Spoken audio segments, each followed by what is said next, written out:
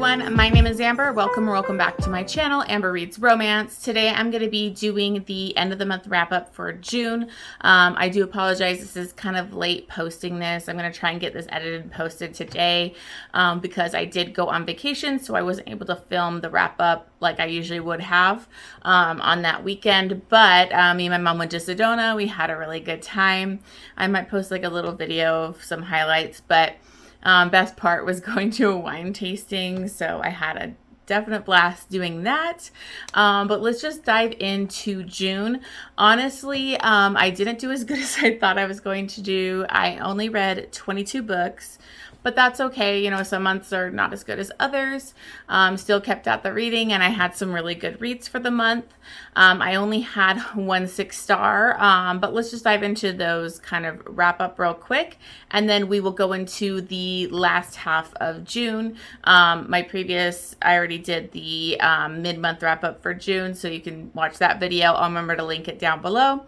But this is for the last 2 weeks of June, and I think I only read like 9 books. I'm not sure if I remember that correctly, but so hopefully this will be a quicker video than usual. But so basically what I had for June was 22 books read. I had 1 6-star, which I'm going to go over in this video. I had 10 5-stars, so that was really good. 4 4.5 stars, 4 4 stars, 1 3.5 star, and 2 3 stars.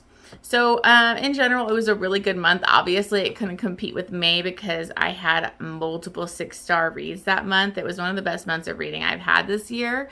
So it's still a great month. I did have 1 6-star, so that's really great. But let's just go ahead and dive right into what I read for the last half of June.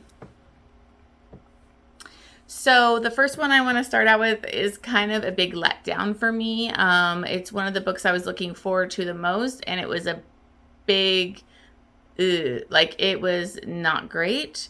It was Keep Her Safe by QB Tyler. I was anticipating this release. I really love QB Tyler.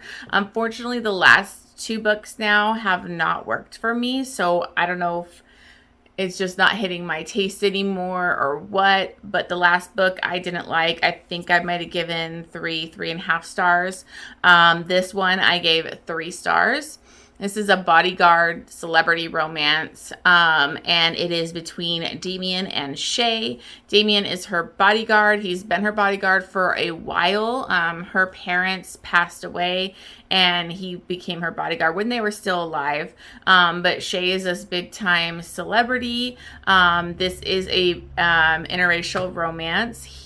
So she is this beautiful black woman that, you know, is been on a show for 6-7 years or something, and she's trying to move into movies and all of that. She ends up catching her boyfriend of like a few years. He's another big celebrity, cheating on her, and so she ends things, but they have to keep things like look like they're still together for the public eye, and because of like they, you know, will look bad on their images and all this dumb PR stuff. But she's basically had a crush on her bodyguard for years. It's like a mutual pining situation. He basically has been interested in her, even though it's a bigger age gap. But he would never cross that boundary. So, my problem with this was that it was 100% smut with like no development, no character development, no slow burn angst. The couple literally gets together within the first 30% of the book. I think it would have been really good if we had a slow burn, you know, them, you know, angsty, wanting each other, but not able to cross that boundary or anything like that. But it was pretty instantaneous that they were together, they were already having sex, and then every chapter was them having sex. So it was just all sex. And I didn't really care about them as a couple. Like, honestly, I didn't feel the connection. I was really bored. This took me way longer than it should have to read.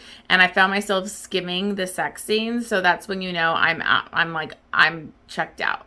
I don't really know what's going on here. I kind of feel, and this may be a little side rant, I kind of feel like authors are playing up to what TikTok or Book Talk wants, which is smut, like, you know, over the top sex scenes, spicy reads. And that's fine. Like, I love spicy reads. I love smut in my books, but I need to actually care about the couple, and I need to have good character development to care about the sex. So when they're having sex back to back to back to back in each chapter, I'm bored unless I care about that couple. And I did not care about this couple. I didn't feel their chemistry, didn't feel their connection. It was boring. And then there's a whole side like a stalker plot where she's being stalked, and I knew who it was at the very beginning of the book. And maybe you're supposed to, but it just made it fall really flat for me. The whole third act thing with the stalker was just, it was boring. It was obvious. So I was very disappointed in this. It's probably going to be one of my like books that's highly amped, but like I don't like. It was a big letdown for me. But I may be in the minority here because on Goodreads, I'm seeing all these people that I follow giving it like 5 stars. So I don't know, maybe QB Tyler just isn't like my author anymore. I will still keep giving her a try, but I don't know, this just really fell flat for me. Okay, and the next book that I read was an ARC. It was a Bookshop Cinderella by Laura Lee Guhrke, I think. I don't know if I'm saying the last name right. Sorry about that. I've never read this author before, but I saw this on NetGalley and it looked really cute. It's a historical romance and it's between Max and Evie. And I really loved it. I thought it's very low on the spice. It's very, they have like one sex scene, but it is open door, so it's good. I didn't detract from the book for me at all that it wasn't super spicy because I found it really cute. I thought we had good character development. It was a cute storyline. It really gave me She's All That vibes. If you've ever seen that movie from like the 90s or was that early 2000s? Anyways, it was really cute. Basically you have Max. He comes into this bookshop because he's doing a favor from like one of his cousins, and he needs her like help with, because she kind of helps his cousin like with party planning and researching things. So he goes in there to get that info from her, and he happens to have these 2 guys with him that are total jerks, privileged little assholes, and because he's trying to woo their like sister, because he's not really interested in love, doesn't want to, but he needs to get married and all of that. So he's kind of looking for just a perfect kind of society woman, and he's courting their sister. So he told her he would keep an eye on them. He brings them into this bookstore and they are total jerks. They are condescending to our heroine, which is Evie, and she is the bookshop owner. She took it over, and so she's like a working woman, struggling, but she's worked really hard to get rid of her like her father's debt and everything, and keep this bookshop running. And so they kind of are condescending, rude to her, and they end up kind of having an altercation or whatever. But he leaves with the cousins, those boys. I'm sorry, I think they're the cousins. Sorry, I forgot. But he ends up leaving with them, and they go to like drinking and stuff. And they were talking about how she was very plain, and he is defending her about how she is beautiful, but she probably needs sleep, and if she had better clothes and this and that. And so they come up with this bet that like they don't think he could make her into like, you know, a hot young thing in society where she wouldn't even be able to get asked to dance. So they come up with a bet where he's going to do kind of like a makeover, introduce her to society, and then also like she has to dance every dance on like this ball. And I was kind of worried about this at first because I usually don't like bet books, because it's always like the guy makes a bet and then she doesn't find out till like the 3rd act, which leads to a 3rd act breakup. But that didn't happen in this. He literally told her from the get-go about the bet and all this kind of stuff. And she doesn't want to do it. She's kind of like, hurt by this whole stupid bet, but she eventually needs to because her place gets flooded and it has to be worked on. And so he's literally going to pay for everything, have her stay up at this hotel, buy her dresses, all this kind of stuff. And she didn't really get to do that before, and she was kind of snubbed by like people, you know, from that, you know, society and all that kind of stuff. So she goes for it, and he basically kind of does a makeover for her, and he's very attracted to her, but he doesn't want to like fall in love again. He married before and it ended really badly for him, so he doesn't want to fall really fast and do that and get married. He only wants to get married for like his obligations, basically. So I really liked this. It was a slow burn, very slow burn romance. And I loved Max. He was very sweet. He did like so many sweet things for her. I did love, you know, that he like made her a picnic. He ends up teaching her to dance because she can't dance. And they're just really, really sweet together. And I just really enjoyed it. I gave it 4.5 stars because it didn't fully hit the 5 stars. I think the end wrapped up really quickly, and it didn't have an epilogue, which that's what I wanted. I want an epilogue. I think they're going to write other books in the series, so you'll probably see them again. But, I don't know. I just want an epilogue for them later. But I really found this a very sweet, cute, low on the spice, but it fit the story, so I really enjoyed it. Okay, so the next book that I read was Romancing the Duke. This is part of that Tessa Dare read along that I'm doing. I'm participating in. I've been having a lot of fun going further back into like Tessa Dare. I've only read one of hers previously, and so now I read a bunch. So this is the start of a new series. Previously we read The Spindle Cove. Now this is going to be the Castles Ever After, and it's a series where like women are getting like inheriting like a castle or whatever, and they're not totally tied together, so you can read any as like a standalone or whatever. But this one was really, really cute. We have Ransom and Izzy, and this is kind of like a Beauty and the Beast, even though she's not totally a beauty. She considers herself plain, but we have a very like damaged, broody, scarred hero, and he's kind of like this hermit in this castle that's left to her. Well, it was in his family, it's his castle, and so when she arrives there, he doesn't understand what she's doing there. He's like, this is my family's castle, you get out of here. But it ends up being her castle. Something happened where he got wounded in like a duel, and so he's been kind of like withdrawn. So something's kind of going on with his lawyers or something, where like stuff was getting sold off that he didn't know about. So he wants to kick her out, but she's really feisty and demands to stay. He's partially blind. He's mostly blind, but sometimes he can kind of see depending on the time of day and whatever. So they have an amazing first interaction. It was really funny in usual Tessa Dare fashion. Great banter in this. She refuses to leave, and this castle is like run down, so he puts her like in the crappiest room at first to try and scare her away. And then she ends up staying on and getting paid from him to like help him go through all his papers because he's blind and has been neglecting this, to find out what happened. It was really cute. It had great banter, sexy chemistry. I really liked Ransom, even though he was very broody and kind of like an angry dude. I did really like it. One really cute part is her father was this famous author, so she was kind of put into his like stories as like a child, and so she's kind of famous to like all his fans, and they kind of have like a LARP, like they LARPing, they like, so they like all this group of the LARPing people like come dressed up and they're like quoting lines, and it was just really funny. So Ransom had to deal with this group of people. So I really liked it. I ended up giving this one a 5 stars. It was sexy, it was fun, it was cute, and I'm really having a good time getting into Tessa Dare.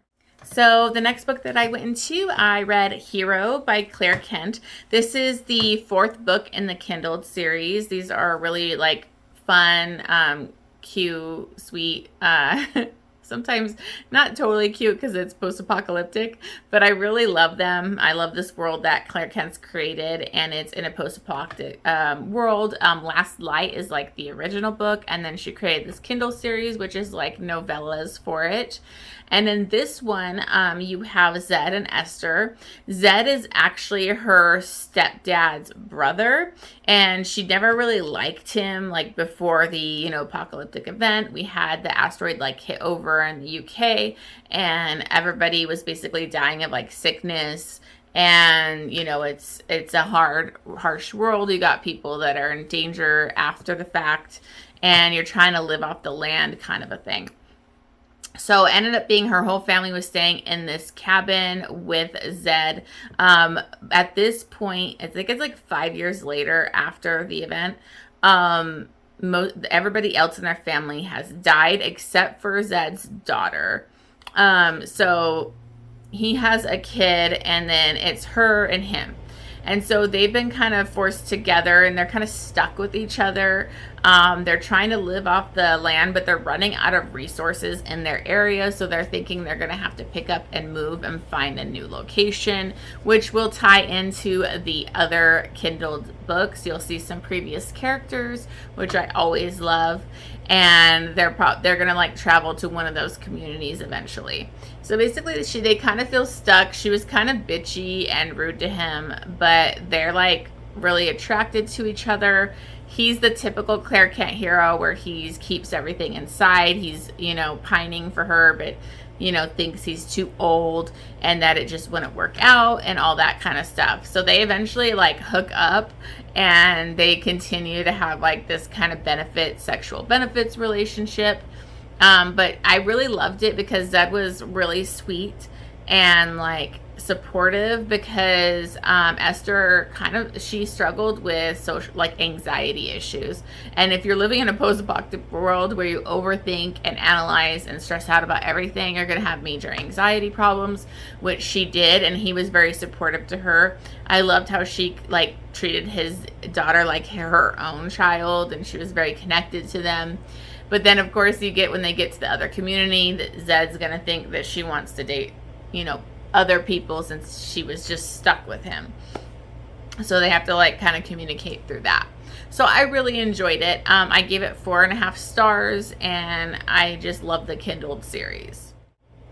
Okay, so I have been slowly going, if you've seen my other wrap-ups, I've been slowly trying to get through Serena Akeroyd's 5 Points Mafia and then her Sinners MC series. They're interconnected. I'm reading in the order that she says to at the beginning of her books. And so I finally got to go back to the 5 Points Mafia, and I got to read Filthy Sex. So this is book number 4 in the 5 Points Mafia collection, and I was really excited for this because the heroine in this book is from Nyx, which is the first book in the Sinners MC one, and I always really liked her character, and I felt like she was totally screwed in that book. I didn't really like Nyx. I thought he was really unlikable, and the way he treated Cammy was just disgusting.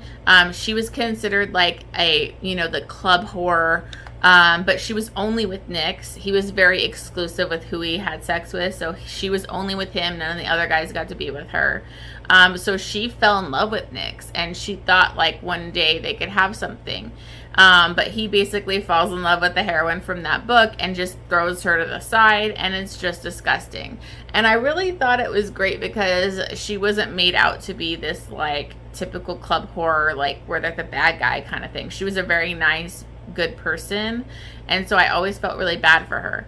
Well, in this, she is back in New York and it's the 5 Points Mafia. She is actually a daughter of a Russian Bratva leader. You've seen him previously in the other books, because one of the previous heroines in the 5 Points Mafia, she actually is her sister, and her father like beat her before the wedding and stuff. He's just disgusting.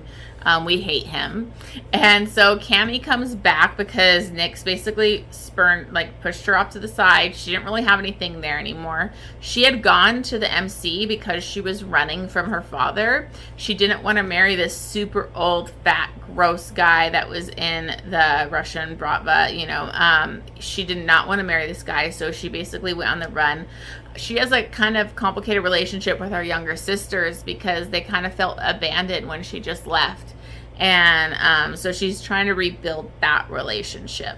Her mother died, was brutally murdered. And so she has a lot of issues with that. And she's just dealt with a lot of darkness. So now she's back and she's worried that her father is going to make her marry this guy again. And so she's trying to find a way out of that. Now you have Brennan, who is a part of, the 5 Points of Mafia. And he's the O'Donnelly. And he is actually like one of the more responsible, kind of had to step up because Aiden Jr. is like totally addicted to drugs right now, prescription pills. So Brennan's kind of had to step up. And he's very he has a lot of guilt in his life because he was responsible. He was supposed to be with his mom when he was younger, and she ended up getting raped and kidnapped by, a rival. I think they were skinheads at the time. I can't remember. And so his dad blamed him, beat the shit out of him. I think his dad would break his arm and stuff because their dad is crazy. So he has a lot of guilt over that, and he, has a very close relationship with his mother because she doesn't blame him at all, and it's a beautiful dynamic. Well, he's been watching Camille since she came back, and he actually is kind of stalking her, almost surveilling her. He wants to marry her. Because what happened was he had dated her mom a long time ago. They had an affair while her mother was married to her father. And she had made him promise to look out for her kids and look out for Cammy and everything. And so Camille finds these diaries that her mom wrote about him and how he had made that promise. So she was actually planning on trying to make him marry her. But he was already planning on doing it. So you kind of have this marriage of convenience. And they get married and, start living together. And it's all, she's dealing with her father's Russian shit. There's a lot of bad stuff going on. So you have a lot more mafia stuff in this one, which I love. And I love the slow build of her and her sister's relationship and her finding worth. Because big trigger warnings in this for self-harm. Cammy does cut herself, and she kind of will have wounds on her hands, and she'll tear them open repeatedly, and nobody even noticed that in her life. Nobody noticed. She didn't do it when she was at the MCs, but being back with her father under his roof, she does it there. But Brennan immediately notices and is no, you're not going to do that anymore. If you want to hurt yourself, you're going to come to me. You need to stop hurting yourself. So there are some trigger warnings for that. Honestly, trigger warnings in this is a self-harm, cutting, mentions of previous sexual assault. It was Brennan's mom, torture, and extreme violence. This, Serena Akeroyd said this is her darkest one so far in this series, and it really was because there's some brutal freaking violence, and it's by Camille, but it's good vibe. You want her to do this because it's in defense. I'm not going to go into it. It's just crazy. And I love the build of her finding self-worth, seeing that she's worthy of love and she's beautiful. She has a lot of body, dysmorphia kind of feelings, and she's very down on herself. She doesn't want to fall in love because she fell in love with Nyx and it ended horribly for her. So her and Brennan really fall hard for each other, and it was really beautiful. I loved Cammy so much. In this, she wants to go by Camille because she left Cammy in the dust. She kind of shows two types of people to the world, and in this, she's becoming Camille, and I just really loved it. I loved her journey in this and how strong she is. And how she fights for her sisters, and it's just really beautiful. So I gave this one 5 stars. It's spicy. It's hot. I loved Brennan. So I'm definitely really enjoying the Serena Akeroyd series so far, and I would definitely recommend this. Although I would say you need to read these in order, so it's a big commitment. Okay, the next book that I read is Dustwalker. This is by Tiffany Roberts. You all know I love the Spider-Mate series, so I've been trying to read some other Tiffany Roberts romances. And this is a post-apocalyptic, kind of like a cyborg AI kind of thing, war with humans and machines and all that kind of stuff. So now the humans are really low on the totem pole and all the machines are kind of like in charge. And we have Ronan and Laura in this. Laura is really struggling to get by. She kind of has to go scavenge for items and sell them to kind of just even have food or supplies. She had a really bad experience with this kind of like, I think he even calls himself Warlord, if I remember. I can't remember, but he's like this big machine that's in power and ruling the humans. And so she doesn't really have a good view on machines. Her sister is missing and she's trying to find her. So she's really struggling. And then you have Ronan. He's a Dustwalker. He is I guess, cyborg kind of thing, machine. And he, doesn't really remember his true purpose because a lot of them got shut off and then we are reawakened. So he doesn't remember that. And so he just travels and gets supplies and goes from place to place. And he happens to come back into town and see Laura, and she's dancing in her like house that she lives in. And he's captivated and really like wants to just watch her dance. And they kind of come to an agreement that he will help her find her sister. And then he'll like take care of her. And she just needs to dance for him. So that's kind of how it starts. It's a really slow build, like really beautiful start to a relationship. And I just found it extremely sweet. I listened to this on audiobook and I really enjoyed it. Honestly, like it was a great book. It felt realistic of something that could happen to us with the way we're obsessed with building AIs and technology and how that could turn on us. And then honestly, like the ending did it for me because it was very sweet. It was cute. It had good spice, but like the epilogue made me start tearing up at work when I was listening to it. And it was just so freaking sweet. I love Tiffany Roberts. I think they're such a great writing duo and they have such good world building that like, this whole world, the characters were fleshed out, the world building was amazing, so you could really envision this. And I just think they're so descriptive with how they describe the world and everything. So I absolutely loved it. I gave it 5 stars. Okay, so now on to my 6-star read, which is Sea of Ruin by Pam Godwin. This is the third book I've read of hers. Last month I read Dark Notes, gave it 6 stars. Read Sea of Ruin, gave it 6 stars. I mean, Pam Godwin is one of the best authors I've ever read. She's so eloquent. Like, her writing just sucks you in. And she's so, I don't know, like, it's so easy to read and get sucked into her romances. Like, this is a little bit longer of a book, but honestly, it didn't feel long at all. The characters were really well developed. The world, this is a historical pirate romance. It is extremely dark. So check your trigger warnings. There are a lot of trigger warnings for this, which I'll go into a few later. But this was one of the best pirate romances. I need more now. And this is one of the strongest heroines I think I've ever read. I am doing a Pam Godwin vlog for both those books. So hopefully I'll have that posted soon because I've been really delayed in getting that edited and put up. So I loved this. I can tell you, I cried like a baby. I don't understand it. I never cried in books, but the last couple months I've cried so much. And both of her books made me cry. The first 40 pages had me crying, ugly crying. I don't know how she does it, but immediately she drew me into this world. She made me care for this. Bennett is the heroine in this, and it starts out when she's a kid, I think like 10 years old or something, 10, 12, I can't remember.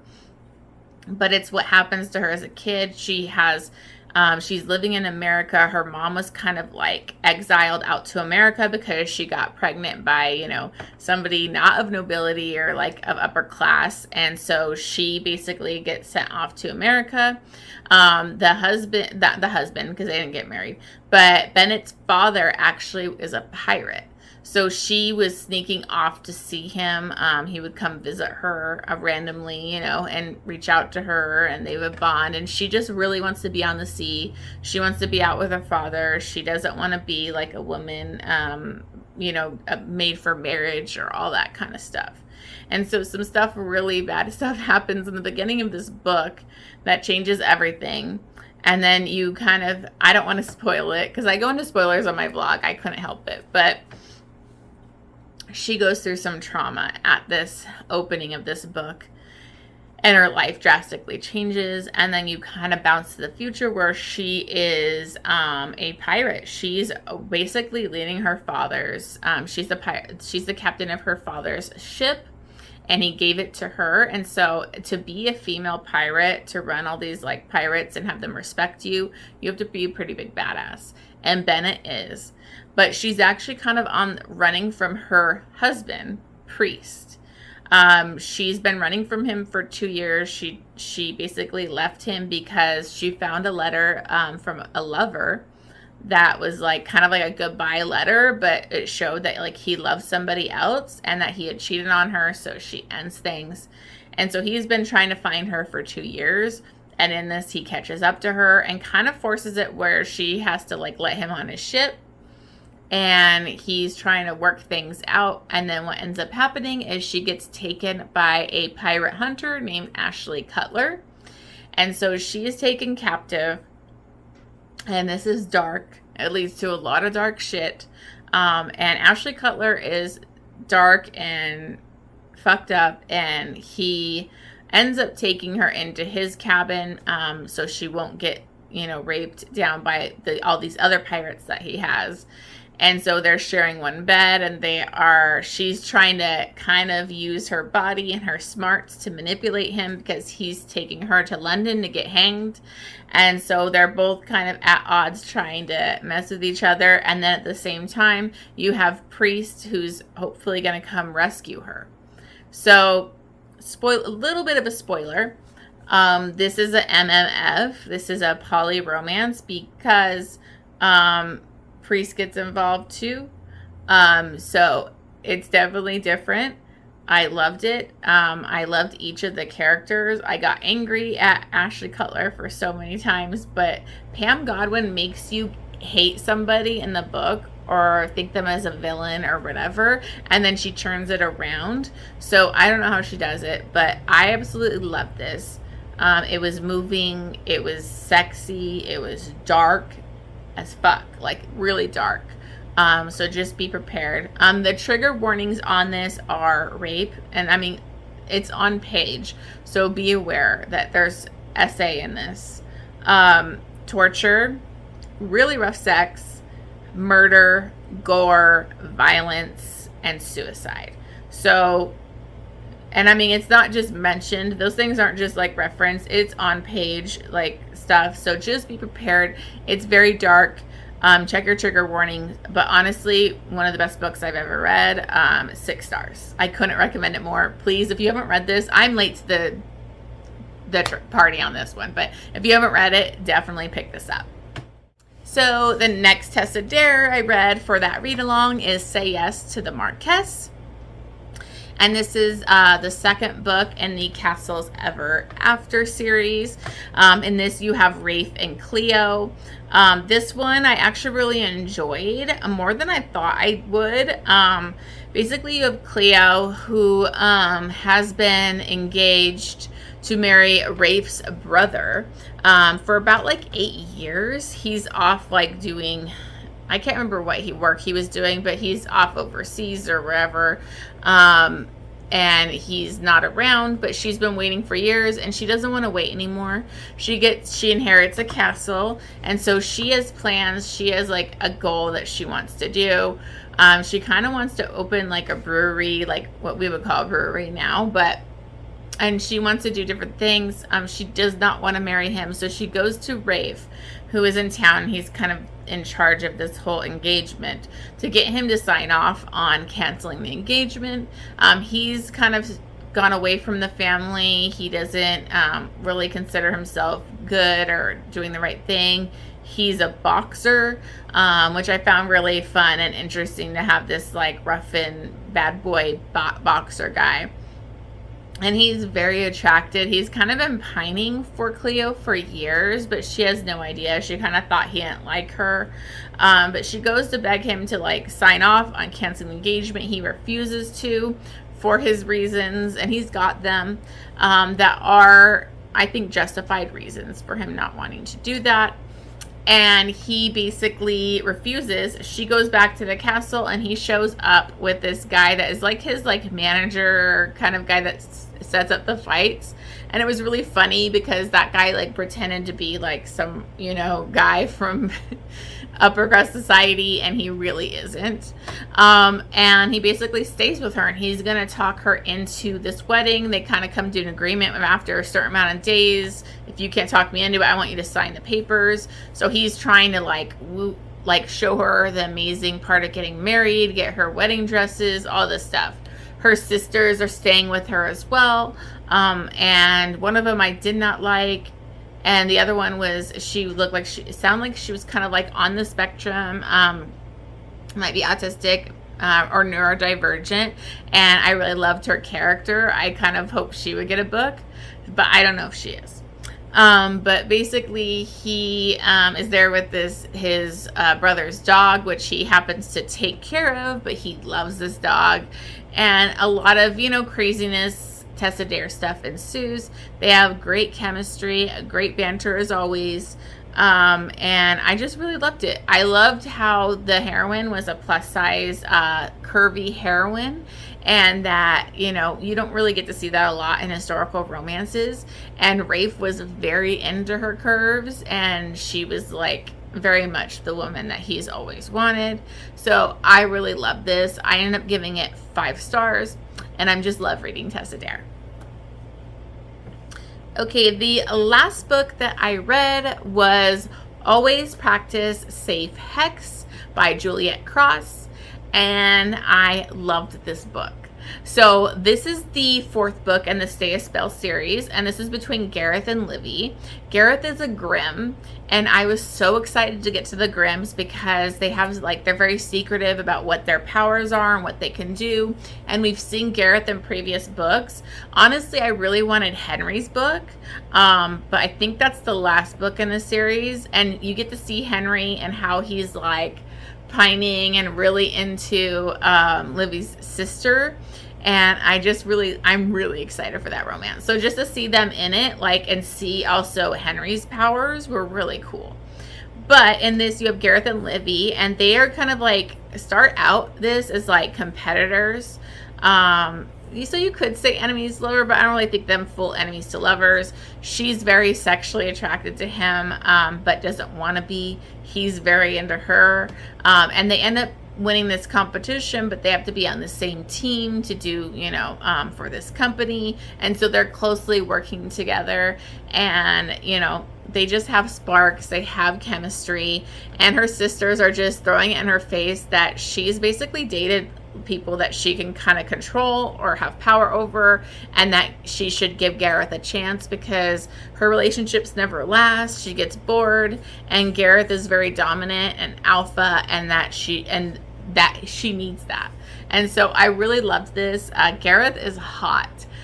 His powers are amazing. He was actually orphaned at a young age, and so he's trying to do this so that he could bring awareness to kids that, you know, that have supernatural abilities that are in foster care and stuff. So I thought that was really cool. We're still continuing the werewolf storyline, you know, where we want to give the werewolf more of a seat of power, and that they're very been like a lot of prejudice against them. So I enjoy that storyline as well. I love seeing all the sisters. Each of them like starts to mean so much to you, and seeing the previous relationships. So like seeing Evie from like the first book, and Mateo and how much their relationship has grown and evolved is just really beautiful. I really love these characters. You feel this world. I mean, I've never been to New Orleans. I really want to go. I think Juliette Cross has just done something so amazing with this series. So it's magical, which, yeah, they're witches. But I absolutely love this. There was this sense of danger too, because one of the bosses at this company is zeroed in on Livy, and Gareth can sense it because he has a darkness. He calls it his darkness inside of him. That's the part of being grim that he has to hold into a cage. But that part of him can like recognize evil, and he senses that this guy is off. So he's trying to look into him and protect Livy. And so I absolutely love this. I gave it 5 stars. I think it's like a 4-star on the chilies, so very spicy. Juliette Cross manages to make something like funny, witty, great banter, like feel good, but she also brings the spice. So I really, really loved this book. So that's it for the month of June. Didn't read that much for the last 2 weeks, so hopefully this isn't too long of a video, but I do still ramble. So thank you so much for watching this. If you can, please remember to like and subscribe, and I will try to get that Pam Godwin vlog up as soon as possible, and maybe I'll link that down below once I get to it. But thank you so much. I will see you on the next one.